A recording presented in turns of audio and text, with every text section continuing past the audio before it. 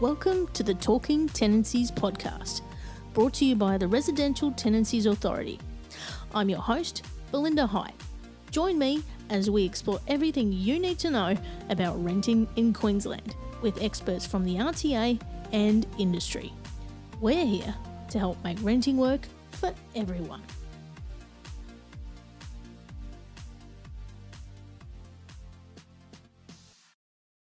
New rules around minimum housing standards are due to come into effect on 1 September 2023 for new tenancies and 1 September 2024 for all tenancies.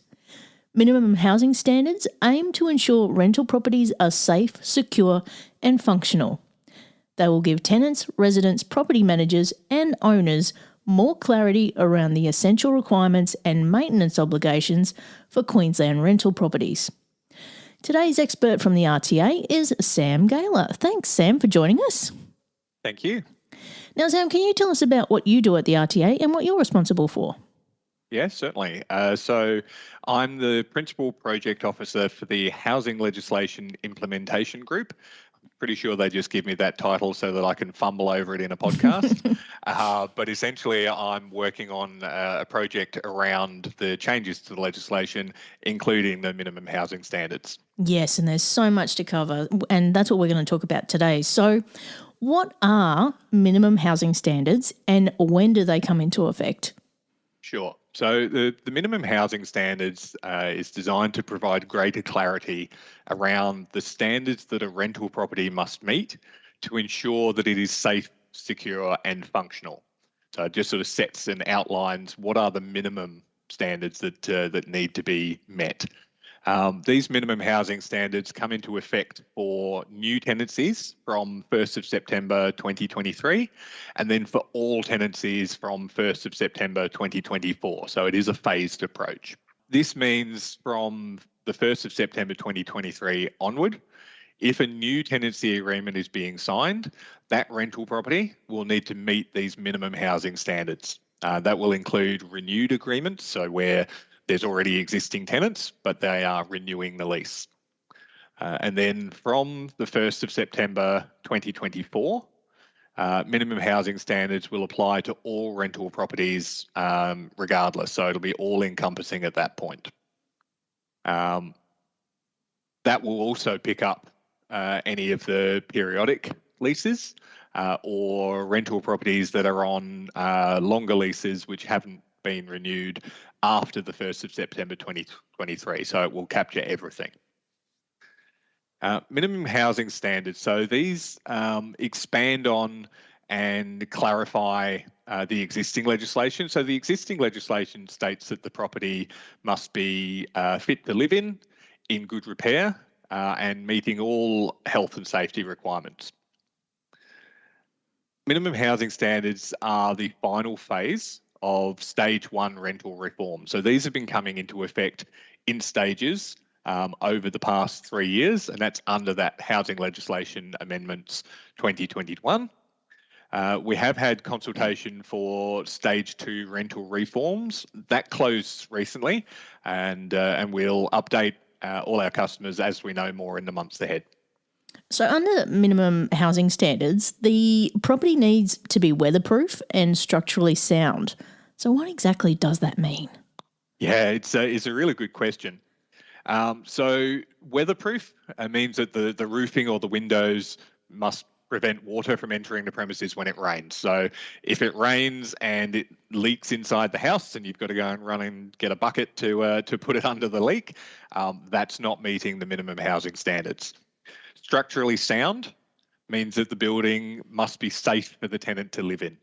So key points on that is that the walls, ceiling and the roof must be in good condition, not likely to collapse, must not be affected by significant dampness, and that the decks and stairs must be safe and also not affected by rot or defects. These are things that you need to be on top of. So we've been getting a lot of questions on what's changing around security when minimum housing standards come into effect. Can you talk us through that? Yeah, absolutely. So there's already legislation in place to say that a rental property must be secure. So that's already in the legislation and has been for a significant period of time. But once the minimum housing standards come into effect, it'll be a little bit more detailed. So all external windows and doors at a property will need to have functioning locks or latches to secure the premises against unauthorised entry. Now, this only applies to windows and doors that a person outside the premises or room could access without a ladder. So I had a gentleman talk to me the other day who was a little bit worried. He has high-rise apartments, thought that he was going to have to get up and get all of the locks and things attached to that. It's only where they could reach the windows without using a ladder or a helicopter, potentially, in that instance. Each property should be assessed on a case-by-case basis. So the focus should be on ensuring that the rental property is secure and that reasonable measures have been taken to meet those safety and security requirements under the legislation. So, under minimum housing standards, there are also some new rules around privacy. So, what are those? So rental properties will need to have privacy in the bathroom areas. Privacy coverings will need to be provided in rooms where the tenant might reasonably expect it. So this might be in bedrooms, for instance. Privacy coverings can include blinds, curtains, tinted windows, and glass frosting. Now, important to note as well, though, that privacy coverings are not required for windows which are blocked from outside view by a fence, a hedge, a tree, or other feature of the property. Good to know. Now, another area we get a lot of questions on, what does the legislation say about mould, damp, and vermin? Yeah, so in the legislation as it stands currently before minimum housing standards, these things are not mentioned, but minimum housing standards specifies these items exactly. What we're looking at is that the property needs to be free from mould, damp, or vermin. So if mould, damp, or vermin appears in a rental property during the tenancy, a few things to be noting there. So the tenant should notify the property manager or owner as soon as they're aware of the issue. They're actually required to do that under the legislation. What will happen is that the resolution to it would be that dependent on why the mould, damp, or vermin is there. So if the issue is caused, for example, by issues with the structure of the property, then the property manager or owner is responsible for fixing that because they're responsible for maintaining the premises in good repair. So they need to be making those necessary repairs. So an example of that might be mould caused by a leaking roof, for instance, so the extra moisture being trapped there causing mould, or potentially a termite infestation in the walls. That may also meet the requirements for the owner to address the issue.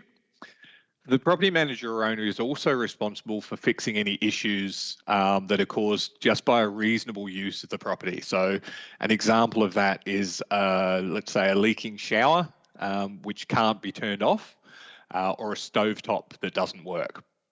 Now, there is another point on this, though. So if the issue is caused by the actions of the tenant, then the tenant may be responsible for fixing it and making any necessary repairs, or potentially paying for those repairs to be carried out.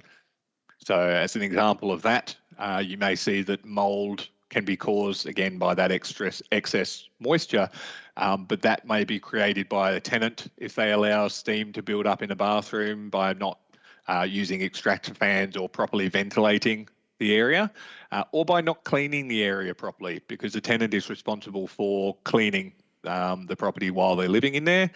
Or if there's a vermin problem, for instance, caused by the tenant's actions, then the tenant may be responsible for that. So good to get clarity on that. Now, how can property managers and owners prepare for minimum housing standards? Yeah.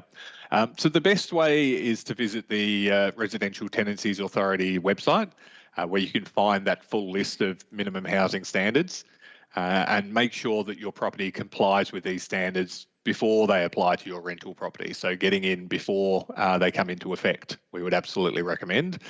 As an example, making sure that you've got locks or latches on all external facing windows and that there's adequate privacy coverings on the windows. When it comes to during a tenancy, making sure that you keep the lines of communication open with the tenants. So if something unexpected happens, which potentially leads to the property not complying with minimum housing standards, for example, a pipe might burst, cause damage to the property, or an appliance which was supplied with the property, that may develop a fault.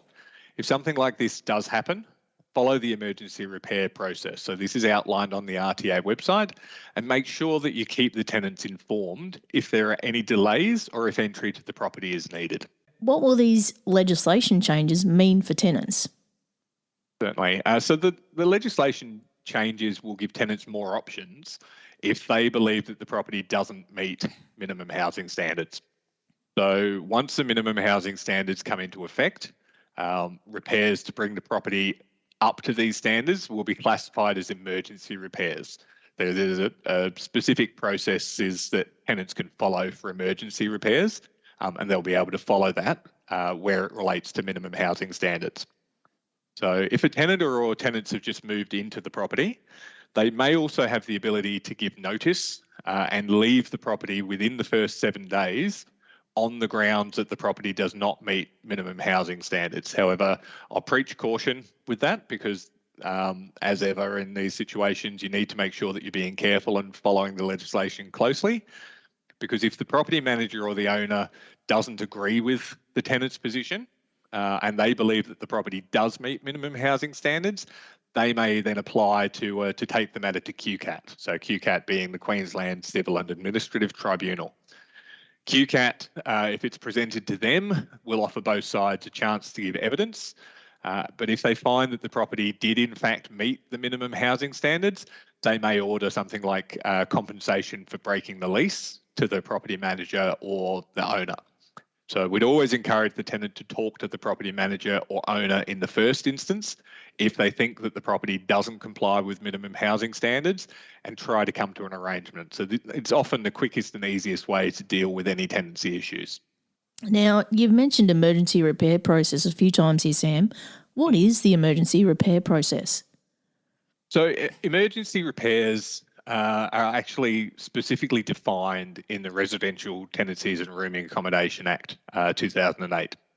So once minimum housing standards come into effect, as I said, any repairs needed to make the property comply with these standards will be classified as emergency repairs. So to detail what the emergency repairs process is, tenants or property manager would have the option to make repairs up to the value of 4 weeks' rent on behalf of the owner. So if it's the property manager doing it, then the property manager can actually deduct the cost of the repairs from rental payments and then send the remainder or the rent amount to the owner, but they can take the money before dispersing the rent to pay for emergency repairs. If the tenant is having the repairs carried out, again, they can do it up to the value of 4 weeks worth of rent. It doesn't mean that they can withhold rent. So it's not the same thing as I'm not going to pay my rent, I'm going to use that to make emergency repairs. It's just that the amount that they can pay while they still pay their normal rent, the amount that they can authorise for repairs is up to the value of 4 weeks rent. In that instance, the tenant should keep receipts and then seek reimbursement for the repairs from the property manager or the owner. If there are issues with the property, which means it doesn't comply with minimum housing standards, the tenant also now has the option to make an urgent application to QCAT for a repair order. So just quickly, urgent application does not just mean important, and non-urgent means not important. That's not what they're referring to. An urgent application just means that you can go straight to QCAT. You can apply straight to them without coming through the RTA's dispute resolution service. So a non-urgent application means that you have to come through dispute resolution with the RTA before you can progress through to QCAT. So this is classified under the legislation as an urgent application, so straight to QCAT. If a repair order is made, that repair order is legally binding and outlines the repairs which the owner must make to the property. Finally, if there's just a general dispute around repairs, either party always has the option to apply for the RTA's free dispute resolution. There are different rules around seeking repairs if you're in rooming accommodation, so I really recommend that you have a look at our website for more information. Now, any final tips from you, Sam? Not tips as such. I think it's just really important to note that these are minimum housing standards. So these are for the vast majority of rental properties in Queensland. I would hope that they are reasonably safe and secure and that they have reasonable functionality. This is not this is minimum.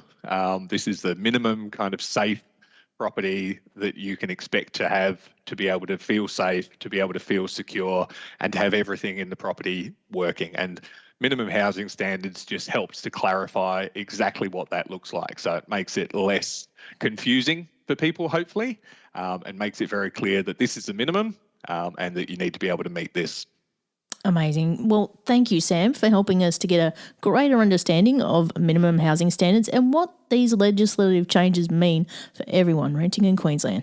Thanks, Belinda. Thank you for listening to the Talking Tenancies podcast. For more information about the Residential Tenancies Authority, visit rta.qld.gov.au.